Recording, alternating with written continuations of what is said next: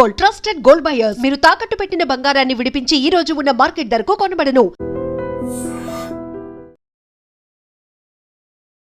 ఏంటి ఈరోజు లక్ష్మి బెల్లం దిమ్మల మధ్య నించుంది అనుకుంటున్నారా? అవును, 20 రకాలు బెల్లాలు, బెల్లంలో కూడా 20 రకాలు ఉన్నాయని మీకు తెలుసా? తెలిస్తే అతి కొద్ది మందికి తెలిసి ఉండొచ్చు. ప్రస్తుతం మనం ఎక్స్క్లూజివ్గా బెల్లం గురించి పూర్తి డీటెయిల్ తెలుసుకోవడానికి అనకాపల్లి జిల్లాకు వచ్చేసాం. సో అనకాపల్లి అనగానే ఆ అమ్మవారు ఎంత ప్రాశస్యం పొందారో, ఆ తర్వాత నెక్స్ట్ లెవెల్లో ఎక్స్క్లూజివ్గా చెప్పాలంటే దేశంలోనే 2వ అతిపెద్ద బెల్లం మార్కెట్గా ప్రాచుర్యం పొందిన ఎన్టీఆర్ మార్కెట్లో మనం ఉన్నాం. ఇక్కడ ఉన్నటువంటి బెల్లాన్ని కొనటానికి ఇంతకుముందు ఎక్కడెక్కడి నుంచో వచ్చేవారట. నిత్యం కలకలలాడిపోతూ ఉండేదంట. ఒకప్పుడు లారీలకు లారీలే ఇక్కడి నుంచి ట్రాన్స్పోర్ట్కి ఉపయోగించే పరిస్థితి. కానీ ఇప్పుడు దాని ప్రభావం తగ్గుతూ వస్తుంది. ఎందుకు అంటే బిహైండ్ చాలా రీజన్స్ ఉన్నాయి. డౌన్ టు ఎర్త్ చూస్తే ఒక కారణం కాదు, పండించే రైతుల దగ్గర నుంచి కొనుగోలు చేసే మనుషుల్లో మార్పులు, ఇవన్నీ కూడా ఉపాధి అవకాశాలు, ఇవన్నీ కూడా దీని వెనకాతల అసలైన కారణాలు. ఇంతకీ 20 రకాల బెల్లాలు అంటున్నారు. అసలు బెల్లంలో మనకు తెలిసింది పరమాన్నం వండుకోవడము, స్వీట్స్ తయారు చేసుకోవడానికో, చూపుకి ఏది బాగుంటే అది కొనడానికి ఇష్టపడతాం. రెండోది, కొంచెం డబ్బులు ఎక్కువగా ఉంటే అదే మంచి క్వాలిటీ, అదే రుచికరమైంది అని అనుకుంటూ ఉంటాం. కాదు, అందుకే ఇక్కడికి వచ్చినాకే మనకి దీనికి తెలిసినటువంటి పూర్తి సబ్జెక్ట్ వస్తుందని చెప్పేసి మనం కమిటీ వాళ్ళని అప్రోచ్ అయ్యాం. ప్రెసిడెంట్ గారు రఘుబాబు గారు మనతో పాటు ఉన్నారు. అసలు ఈ క్వాలిటీస్ ఏంటి, కాస్ట్ ఎట్లా ఉంటుంది, అప్పటికి ఇప్పటికీ ఈ బెల్లం మార్కెట్కి ఉన్నటువంటి ప్రాచుర్యం ఎందుకు తగ్గుతూ వస్తోంది, ఎవరిని కదిలించిన అనకాపల్లిలో మా మార్కెట్కి విలువ తగ్గుతోంది, అదే మమ్మల్ని బాధిస్తోంది అంటున్నారు. ఎందుకు, ఈ కారణాలు ఏంటి అనేది కూడా పూర్తిగా తెలుసుకుందాం. నమస్కారం సార్.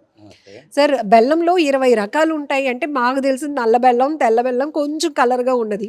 ఏంటి సార్, ఎందుకు ఇన్ని వేరియేషన్స్? ఎట్లా?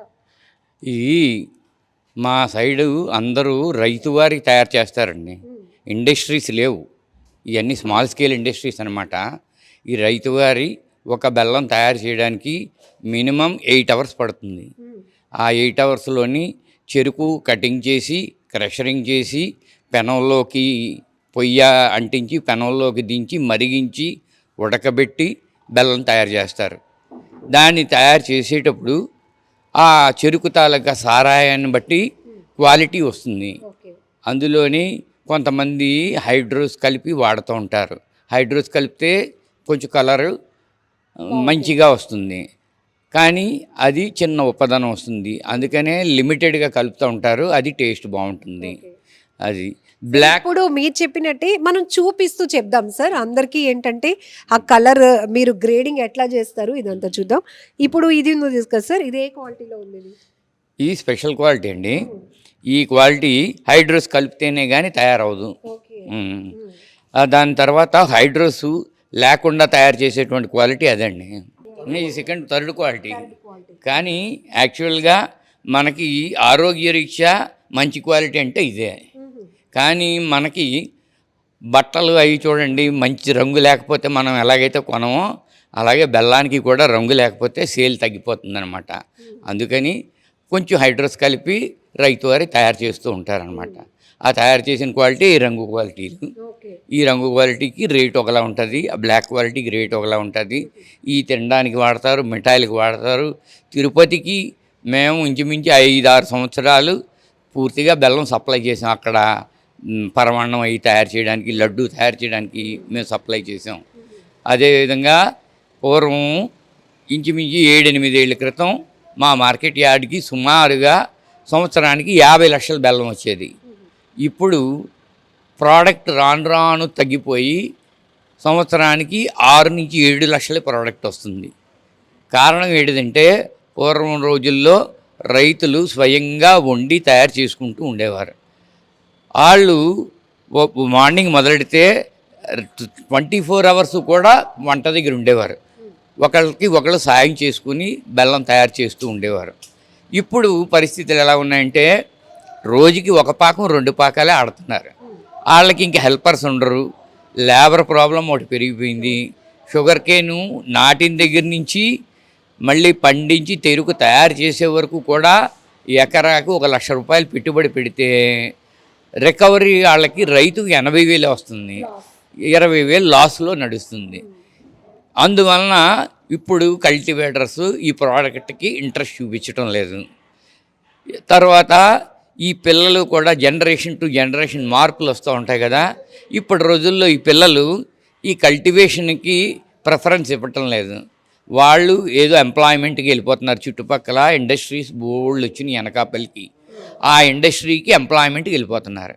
కాబట్టి దీనికి ఆ రైతు తయారు చేయాలంటే లేబర్ కంపల్సరీగా ఖర్చు పెట్టాలి. లేబర్ ఎక్కువ పెట్టిన కొద్ది ఇన్వెస్ట్మెంట్ ఎక్కువైపోయి లాస్లోకి వస్తుంది. అందువలన తగ్గిపోతుంది అనమాట అండి. సార్ ఇప్పుడు బిఫోర్ ఆఫ్టర్ చెప్పుకోవాలంటే ఒక 8-10 ఏళ్ల క్రితం కలకలలాడిపోయేది అనకాపల్లి పేరు మారుమ్రోగేది బెల్లం వల్ల. సో అలాంటిది ఇప్పుడు చాలా తగ్గుముఖం పట్టడం ఆ టాక్ కూడా ఎందుకు నడుస్తుంది, ఇదంతా ఎందుకు వచ్చింది? జనరేషన్ ఎలా ఉండేది సార్ అసలు? అప్పట్లోని రైతు విత్తనం వేసేటప్పుడు మళ్ళీ తర్వాత ఏమో పైకి మొలిచేటప్పుడు నీరు పెట్టడం, గడ్డి తీయడం, గాబులు తీయడం, ఈ చెరుకు పైకి ఎదిగే కొద్ది జట చుట్టూ వేస్తారు. అది 3 సార్లు వేస్తారు. అంటే చెరుకు బెండ్ అవ్వకుండా ఉండడానికి ఒకదానికొకటి లింకప్ చేసి అలాగా ఈ తోరణంలో కట్టేస్తారనమాట. అది కట్టేస్తే ఎదుగుదల బాగా ఎదుగుతుంది. ఇప్పుడు అవన్నీ చేయించలేకపోతున్నారు. చేయించాలంటే లేబర్ ఇన్వెస్ట్మెంట్ అయిపోతుంది. అందువలన అవన్నీ చేయించకపోవడం వలన ఇప్పుడు ప్రజెంట్ రైతు ఏం చేస్తున్నాడంటే ముచ్చు నాడుతున్నారు. అవి ఎంత ఎదిగితే అంత వచ్చింది కట్ చేసి వండుతున్నారు. దానివల్ల అరైవల్ కూడా తగ్గిపోతుంది. అప్పటికి ఇప్పటికి వ్యవసాయంలోని చాలా మార్పులు వచ్చినాయి. మెయిన్ లాస్ రావడం వలన ఈ ప్రోడక్ట్కి ఇంట్రెస్ట్ చూపించడం లేదు. అది సార్ మీరు చెప్పింది చాలా కీలకమైన పాయింట్. ఎందుకంటే ఒకప్పుడు మన మార్కెట్లో కొన్న ప్రతి ఒక్క కస్టమరు మన పేరు చెప్పుకోవాలి, మన ఊరు పేరు చెప్పుకోవాలి అన్నట్టు. ఇప్పుడు మీరు చెప్పినట్టు వాళ్ళలో ఓపిక తగ్గుతోంది. బిహైండ్ చాలా రీజన్స్. ఎంత వస్తే అంత చేద్దాం, దాని ఉత్పత్తి బెల్లం కింద మారుతోంది. దీనివల్ల కూడా ఇక్కడ కలరు క్వాలిటీ రెండిట్ల మధ్య వేరియేషన్ నడుస్తోంది. అలానే కొనుగోలుదారుల్లో కూడా మీరు ఇందాకలు అన్నట్టు చూపుకి ఏది కలర్గా ఉంటే అదే కొనుక్కొని వెళ్తున్నారు. నిజానికి క్వాలిటీలో కానీ రుచిలో కానీ ఆరోగ్యపరంగా ఇది బెటర్ అంటున్నారు. సో కస్టమర్ వ్యూ ఎట్లా ఉంటుంది? కస్టమర్ వ్యూ ఇంకా కలర్ లేకపోతే బెల్లం కొనండి. యాక్చువల్గా ఈ బ్లాక్ జాగరీ అనేది చేపలకి ఫీడింగ్కి వాడతారు. తర్వాత ఏమో మొక్కలకి ఎరువు కింద వాడతారు. ఆ తర్వాత చీప్ లిక్వర్ తయారు చేయడానికి వాడతారు. అందువలన అది ఆ మూమెంట్ అలాగే వెళ్తుంది తప్ప తినడానికి మాత్రం వెళ్ళటం లేదు. అది అలా పోతుంది కాబట్టి దానికి రేట్ రావట్లేదు. ఈ కలర్ది కంపల్సరీగా కొనేవాళ్ళు కలర్ చూసుకుని ఫుల్ వైట్ అనేది చాలా కొంతమంది తెలుస్తుంది, అది వద్దంటారు. గోల్డిష్ కలర్ ఉన్నది, రెడ్ ఉన్నది కావాలంటారు. అవి బాగానే ఉంటాయి అన్నమాట తినడానికి. అలాగా కొనుక్కుంటున్నారు అనమాట. సరే ఇప్పుడు అందరికీ ఆరోగ్యం మీద బాగా శ్రద్ధ పెరుగుతోంది. అందుకే రూపాయి ఎక్కువైనా ఆర్గానిక్ వైపు వెళ్తున్నారు. సో ఇప్పుడు బెల్లంలో కూడా ఆర్గానిక్ జాగరీ అనేటప్పటికి కొంచెం కాస్ట్ ఎక్కువైనా క్వాంటిటీ తక్కువైనా ఇష్టపడే వాళ్ళు కూడా పెరుగుతున్నారు ఆటోమేటిక్గా. సో ఈ మార్పు అనేది మార్కెట్ మీద ఏమైనా పడుతుందా? అంటే పండించిన దగ్గర నుంచి క్వాలిటీ ఉంటేనే బెల్లం క్వాలిటీగా ఉంటుందని మీరు చెప్తున్నారు. ఎక్కడైనా అదే జరుగుతుంది. కానీ పండించే రైతు దగ్గర కొంత ఇబ్బంది కలిగిన వాతావరణం ఉండి ఇక్కడ వీళ్ళు మేకింగ్ ప్రాసెస్లో ఇంకేమైనా స్పెషల్ కేర్ తీసుకుంటారా ఇది ఆర్గానిక్ అని చెప్పుకోవడానికి? లేదమ్మా, ఇక్కడంతా ఆర్గానిక్ చేయాలి అంటే విత్తనం వేసిన దగ్గర నుంచి కూడా ఎరువు వాడకూడదు. కానీ ఇక్కడ పరిస్థితులు ఎలా ఉంటాయంటే ఎరువు వేస్తేనే కానీ ప్రోడక్ట్ ఎదుగుదల లేదు. ఇదివరకు చేసేటంత సర్వీసు ఆ చెరుకుకి చేయటం లేదు రైతు. దాని మీద ఎరువు వేస్తే కానీ పని నడదు. ఆ ఎరువు వేసి తయారు చేసింది కూడా కెమికల్ వేస్తేనే గల సూపర్ క్వాలిటీ బెల్లం రాదు. అందువలన ఈ ఆర్గానిక్ అని లేబుల్ వేసుకోవడానికే తప్ప యాక్చువల్గా ఆర్గానిక్ అనేది అనకాపల్లి మార్కెట్లో 1% ఉంటుంది. అది సార్ కొనే వాళ్ళు అమ్మే వాళ్ళతో కిటకిటలాడిపోయి కలర్ఫుల్గా ఉండేది ఒకప్పుడు మార్కెట్. ఇప్పుడు అంటే అంతకుముందు అమ్మవారి దర్శనానికి ఎంతైతే స్పెషల్గా వెళ్ళేవారో సార్ మార్కెట్ చూసి వద్దాం, ఎందుకంటే చూడడానికి అవకాశం లేనటువంటి పరిస్థితి. యూపీ తర్వాత మన అనకాపల్లిలోనే ఇది మనకి ఎక్స్క్లూజివ్గా కనిపిస్తుంది. కాబట్టి ఇప్పుడు మీకేమనిపిస్తుంది సార్? అంటే కమిటీ పరంగా కానీ లేకపోతే అనకాపల్లి వాసులుగా మీకేమనిపిస్తుంది? రోజు రోజుకి దీని ఇంప్రెస్ తగ్గిపోతూ ఉండటం అనేది ఎట్లా అనిపిస్తుంది? అనకాపల్లి మార్కెట్ని డిపెండ్ అయ్యి లేబరు దించడానికి ఒక బ్యాచ్ లేబరు, మళ్ళీ ఎగుమతి చేయడానికి వేరే లేబరు, ఇవన్నీ ప్యాకింగ్ చేయడానికి లేబర్ వేరు. ప్యాకింగ్ చేసేవాళ్ళు, లారీకి లోడ్ చేసేవాళ్ళు ఒకటి, దించేవాళ్ళు ఒకటి. దించిన తర్వాత గ్రేడింగ్ చేస్తారు, కలర్ వైజ్ గ్రేడింగ్ చేస్తారు. ఆ గ్రేడింగ్ చేసి ఆక్షన్ చేస్తారు. ఆక్షన్ చేసి ఆక్షన్లోని కన్ఫర్మ్ అయిన రేట్ ప్రకారమే వాళ్ళకి ఎక్స్పోర్టర్కి బిల్ చేస్తారు. వాళ్ళు ఒక బ్యాచ్. ఈ ప్యాకింగ్ చేసిన తర్వాత లారీకి లోడ్ చేయడానికి ఒక బ్యాచ్, లేడీస్ బ్యాచ్. వాళ్ళు లోడింగ్కి దిమ్మలు అవి మోసి అందిస్తూ ఉంటారు. అందించిన తర్వాత పైకి ఎక్కడికి డిమాండ్ ఉంటే అక్కడికి వెళ్తూ ఉంటుంది. దీన్ని ఆధారం చేసుకుని షావుకారులు, కళాసులు, కులగారులు, మహిళా కార్మికులు, గుమస్తాలు 5 తాలూకా బ్యాచెస్ ఉన్నాయన్నమాట ఆధారపడి. ఇప్పుడు పూర్వం ఒక లారీ వచ్చిందంటే దించడానికి ఒక కొట్టి దగ్గరికే 10 మంది లేబర్ ఉంటే కానీ సరిపోయేవారు కాదు. ఇప్పుడు అదే షాపుకి 20,000 తగ్గిపోవడం వలన 3 ఉంటే సరిపోతుంది. అది ఆ ఉపాధి డిపెండ్ అయ్యి ఉన్నది ఇక్కడ మార్కెట్. వాళ్ళందరికీ కూడా లాసే. వాళ్ళు ఇది పోవడం వలన బయటని ఏదో ఎంప్లాయ్మెంట్ వెతుక్కుంటున్నారు, సెక్యూరిటీ కిందో ఏదో వెతుక్కుని వెళ్ళిపోతున్నారు చాలామంది. అది ఇక్కడ ఉపాధి కోల్పోతున్నారు కూడా. ట్రేడర్స్ కూడా పూర్వం 100 మంది ట్రేడర్స్ ఉండేవారు. అదే దిగుమతిదారులు ఎగుమతిదారులు కలిపి 100 మంది ఉండేవారు. ఇప్పుడు అంతా కలిపి 60 మంది ఉన్నారు. అది ఆ ట్రేడర్స్ కూడా తగ్గిపోతున్నారు. తర్వాత ఈ అసోసియేషన్ ఆధారపడి మాకేమో మెటర్నిటీ హాస్పిటల్ ఉంది, కాలేజ్ ఉంది, హై స్కూల్ ఉంది, ఎలిమెంటరీ స్కూల్ ఉంది, మరి తర్వాత ఏమో ఒక కళ్యాణ మండపం ఉంది. ఇవన్నీ కూడా మా అసోసియేషన్ తాలూకా ఫండ్స్తో మేము రన్ చేస్తున్నామే. వీటన్నిటికీ కూడా ఎఫెక్ట్ అవుతుంది. వీటికి మేమేమో డబ్బులు ఫండింగ్ పెట్టాలంటే ఇయర్ లెవెల్ తగ్గేసరికి ఆటోమేటిక్గా రెవెన్యూ తగ్గిపోతుంది అనమాట. అది కూడా ఈ మెటర్నిటీ హాస్పిటల్ పూర్వం రోజుల్లో మెటర్నిటీకి వెళ్ళాలంటే హాస్పిటల్కి వెళ్ళేవారు కాదు, ఇళ్లలోనే చేసుకునేవారు. అప్పట్లో చాలా ఇబ్బందులు పడి ఉన్న దృష్ట్యా మా వర్తకులు ఆలోచించి ఒక హాస్పిటల్ నిర్మించారు. ఆ హాస్పిటల్లో మా ట్రేడర్స్ తాలూకా వాళ్ళ చాలామందికి డెలివరీస్ అయినాయి అక్కడే. ఆ హాస్పిటల్ ఇప్పటికీ కూడా మినిమం ఎక్స్పెండిచర్ ఎవరికైనా వెళ్తే, మనం ఏదైనా ప్రైవేట్ హాస్పిటల్కి వెళ్తే మామూలు నార్మల్ డెలివరీ అయితే 50,000, ₹1,00,000 వరకు కూడా ఉంటుంది. మా హాస్పిటల్లోని 3,500, 7,000 అంతకు మించి వసూలు చేయమండి. ఆపరేషన్ అయితే 7,500. సరే, ఇంకొక విషయం చెప్పండి. పెళ్ళికి సారి పెట్టినప్పుడు ఘనంగా ఈ స్వీట్స్ వస్తువులు ఎంతో, ఈ అనకాపల్లి బెల్లం దిమ్మలు కూడా అంతే ప్రయారిటీగా వెళ్ళేవట. అంటే దాన్ని ఒక స్టాటస్ సింబల్గా కూడా ఈ దిమ్మలు పంపించడం, అట్లా అది ఎలా ఉండేది? బెల్లం దిమ్మలు కంపల్సరీగా పెళ్లిలోకి ఒక దిమ్మ సారిలోకి వెళ్లకుండా ఏ పెళ్ళి జరిగేది కాదు. మెయిన్ పెళ్ళిలోనే జీలకర్ర బెల్లం ప్రమాణం చేయిస్తారు. బెల్లంకి అంత ఇంపార్టెన్స్ ఉంది. కానీ ఇప్పుడు రోజుల్లో ఆ ఇంపార్టెన్స్ చాలా వరకు అలాగా తగ్గిపోతూ వస్తుంది. సార్, మరి ఎలా అంటే ఈ ఉత్పత్తి తగ్గుతోంది, ప్రొడక్ట్ తగ్గిపోతోంది, కొనుగోలు చేసేవాళ్ళు తగ్గుతున్నారు. దీనికంటూ మళ్ళీ ఆల్టర్నేట్గా ఏమీ లేదు కదా? ఆ బెల్లం రుచిని అందించే ఆల్టర్నేట్ ఇంకేమైనా ఉందా? ఇంకా ఏమీ లేదమ్మా. పూర్వం మహారాష్ట్రకి ఇక్కడి నుంచి పంపించేవాళ్ళం బెల్లం. ఇప్పుడు మహారాష్ట్రలో తయారయ్యి ఇక్కడికి వస్తుంది. దానివల్ల ఇక్కడ రేటు పెరగటం లేదు. మహారాష్ట్ర వాళ్ళు క్రాపు బాగా మోటివేట్ చేశారు. పూర్వం మాకు బెల్లం ఏ విధంగా అయితే దిగుబడి వచ్చేదో వాళ్ళకి ఇప్పుడు అదే విధంగా దిగుబడి వస్తుంది. కాబట్టి వాళ్ళకి గిట్టుబాటు అవుతుంది. వాళ్ళు తయారు చేసి అనకాపల్లి పంపిస్తున్నారు. ఒరిస్సా కూడా ఇక్కడ నుంచి బ్లాక్ జాగరీ అంతా ఒరిస్సా వెళ్తుంది. అలాగా ఈ మిగతా అంతా మీకు తెలిసినది కదా, చీప్ లిక్వర్కి బ్లాక్ జాగరీ వెళ్ళడం అనేది కామన్. సార్, ఇప్పుడు ఇక్కడ హై క్వాలిటీ చూస్తే దిమ్మ ఉంది కదండి, ఇది ఎన్ని కేజీలు ఉంటుంది సార్? సుమారుగా 15 కేజీలు ఉంటుంది. కాస్ట్ ఎట్లా ఉండొచ్చు? కాస్ట్ ఒక 400 ఉంటుంది. 10 కేజీల రేటు, 10 కేజీల రేటు 400. ఆక్షన్లోని గ్రేడింగ్ చేసి ఆక్షన్ పాడతారు, అది 10 కేజీల రేటు అనమాట. ఆ 10 కేజీల రేటు 400 ఉంటుంది అనమాట. సెకండ్ క్వాలిటీ ఎంత ఉంటుంది సార్? అలాగా ఇంచుమించు ఒక 20 వేసి 30 వేసి తగ్గుకుంటూ వస్తుంది. అది ఇంచుమించి అది 320 రూపాయలు అలా ఉంటుంది. అది ఇది 400, అది 320. మంచి బెల్లమే 320. కానీ అది ఇప్పుడు అవసరం లేదు. అనకాపల్లిలో సీనియర్ సిటిజన్స్ని ఎవరిని కదిలించినా ఆ బెల్లం మార్కెట్కు ఉన్న క్రేజ్ వేరుమా రైళ్లలో నింపుకొని వెళ్ళేవారు ఇతర రాష్ట్రాలకి అనుకుంటున్నాను.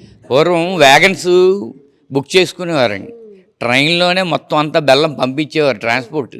రాను రాను ఒక 20 ఏళ్ళు 25 ఏళ్ళు అవుతుంది రైల్వే ట్రాన్స్పోర్ట్ ఆపేసి లారీ ట్రాన్స్పోర్ట్ పెట్టుకున్నారు.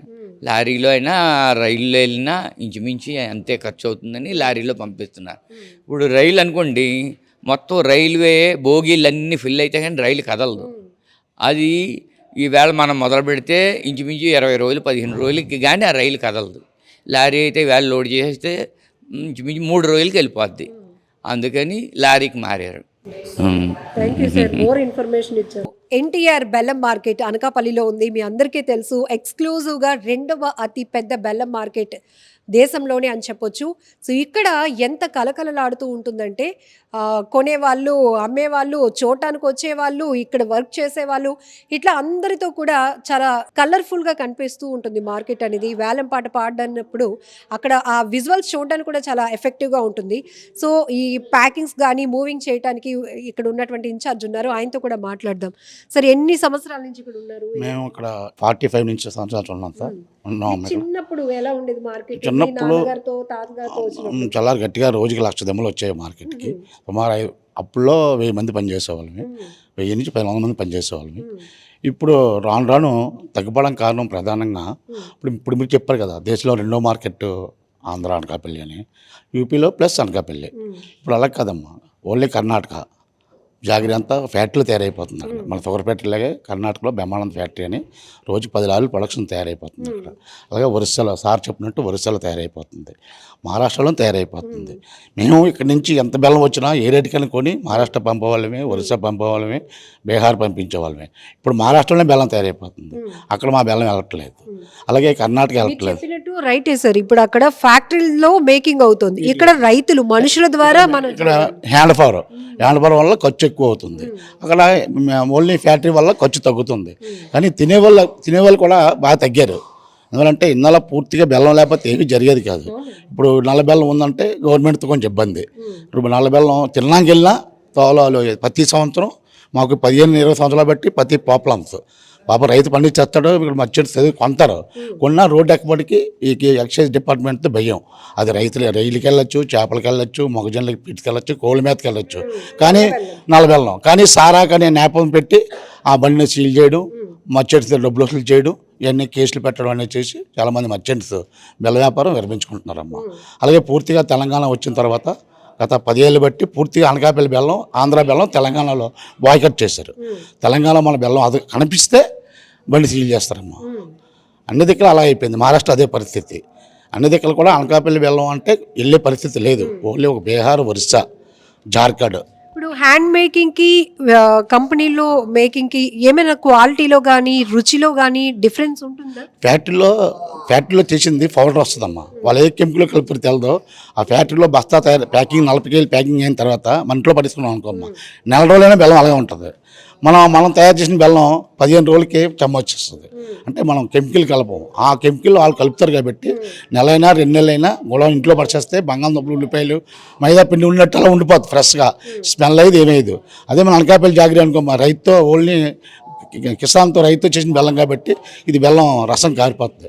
కారిపోవడం వల్ల ఎవరు లైక్ చేయకుంటుంటారు, ఇల్లంతా పాడైపోతుంది, షాప్ అంతా పాడైపోతుంది. అదే బ్యాగ్ అయితే ఇంత పౌడర్ తీసుకుని వేసుకోవచ్చు, ఇదైతే మొక్క కొట్టాల, ఈ మొక్క కొడితే వేస్ట్ అయిపోతుంది. అందువల్ల అంతా కూడా అటే మొగ్గు చూపుతున్నారమ్మ. దానివల్లే మనకి ఇక్కడ రేట్లు పట్టి తగ్గిపోవడానికి కూడా కారణం అది. అనకాపల్లికి ఇంత పేరు రావడానికి కూడా కొనుక్కునే వాళ్ళకి క్వాలిటీ బెల్లాన్ని, రుచికరమైన బెల్లాన్ని అందించడం వల్ల దీనికి అంత పాపులారిటీ కూడా వచ్చింది.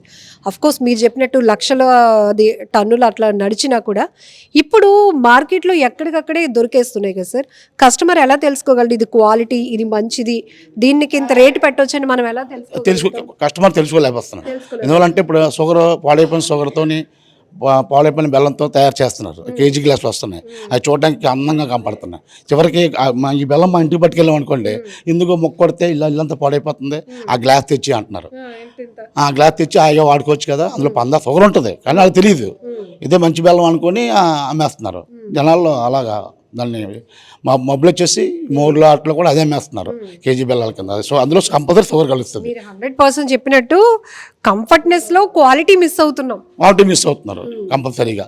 వినియోగదారుడు కూడా క్వాలిటీ చూడట్లేదు, అది చూడడానికి బాగుంది కదా అని అదే కొనేస్తున్నారు. ఇది కేజీ 45 పడితే అది కేజీ 40 పడుతుంది, కానీ 5 రూపీస్ మిగులుతుంది కదా అని అదే కొంటున్నారు. ఇళ్ళల్లో కూడా లేడీస్ కూడా వంట చేసే వాళ్ళకి అదే తెమ్మంటున్నారు. ఇది తెస్తే కొంచెం ఖరాబ్ అవుతుంది, ఇల్లు అంతా బంకగా ఉంటుంది, అదైతే పీస్ఫుల్గా ఉంటుందని అలా అదే తెమ్మంటున్నారు. జనం కూడా అదే దాని మీద మోజు పడుతున్నారు. బాలింతలకు కూడా ఇంత బెల్లం ముక్క తినిపిస్తే వాళ్ళు బలం పుంజుకుంటారు అన్న సెంటిమెంట్ రన్ అయ్యేది బెల్లంతో. ఇప్పుడు ఆ పరిస్థితులు పోయాయి. పిల్లలకు కూడా ఎవరై చాక్లెట్లు కాదు ఇంత బెల్లం ముక్క తిన రోజు మంచిది ఒంటికి అనేవారు. అవన్నీ లేవు ఇప్పుడు లేవు. ఇప్పుడు మన గవర్నమెంట్ కూడా సంక్రాంతి కానుక బెల్లం ముక్కలు బెల్లం కేజీ 2 కేజీలు ఇచ్చేవారు. వాళ్ళు కూడా విరమించుకుంటారు. అంతా మైదా పిండి, గోధుమ పిండి గ్లాసులో ఈ గ్లాసులో ఇస్తున్నారు తప్ప మంచి బెల్లాన్ని ఎవరో వాడే పరిస్థితి లేదు. అందువల్ల ఈ కాపు బాగా తగ్గిపోయింది. రేటు బెల్లం వస్తే రేట్ లేదు. రైతు పండిస్తున్నాడు సుమారు 440 రూపాయలు కేజీ అమ్మాలి, అమ్మితే వాడికి శ్రమ అవుతుంది. కానీ ఇక్కడ 30 రూపాయలు అవ్వడం కష్టమైపోతుంది. ఖర్చులు పడి వేస్ట్ అయిపోతుంది. కాబట్టి రైతు కూడా పండించడానికి ఇంట్రెస్ట్ పట్టలేదు. సార్ చెప్పినప్పుడు లేబర్ దొరకలేదు, పండించినా ఇక్కడ రేట్ కట్టట్లేదు. అక్కడ పాకానికి 5,000 ఖర్చు అవుతుంది, ఇక్కడ చూస్తే 3,000 వస్తుంది. పాకానికి 1,000 రూపాయలు లాసు. అవంతే సర్వీస్ తోటో టేక్ తోటో జామ్ తోట ఏదో వేసుకుంటున్నారు, లేకపోతే విరపాలను పండితే పెట్టుబడి ఎక్కర్లేదు.